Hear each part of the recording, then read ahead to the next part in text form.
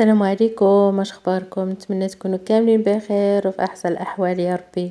مرحبا بكم في قناتي وقناتكم أخبار المشاهير مع كريمة. فكيف كتعرفوا أنه في أي تظاهرة فنية أو مهرجان خاصنا نحرصوا على الوجود بكثرة الفنانين ديالنا المغاربة، سواء ممثلين أو مغنيين أو فنانين تشكيليين إلى آخره. فمثلا مهرجان موازين كنعيطوا على فنانة من أمريكا، من مصر، من السعودية، من جميع بقاع العالم، وكيتخسروا عليهم ملايين ديال الفلوس. فأحسن حاجة أن الفنانين المغاربة ديالنا ما يكونوش كيعانوا من التهميش، يكونوا هما الحاضرين، هما السباقين، ويكونوا حاضرين بقوة.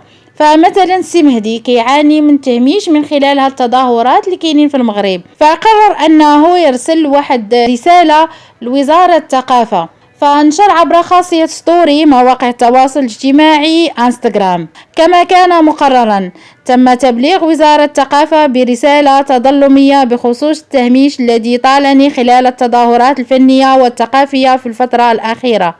فهو من ينحس براسو انه تم التهميش ديالو، قرر انه يبعث بهذه الرساله لعل وعسى تكون واحد الالتفاته. وانتم اخوتي خواتاتي، شنو الراي ديالكم بخصوص هذا الموضوع؟ واش المغاربه عندهم حق انهم يكونوا متواجدين بكثره، او ليكم راي تاني؟ بسلام عليكم، على امان نشوفكم في فيديو جديد. تحياتي للجميع.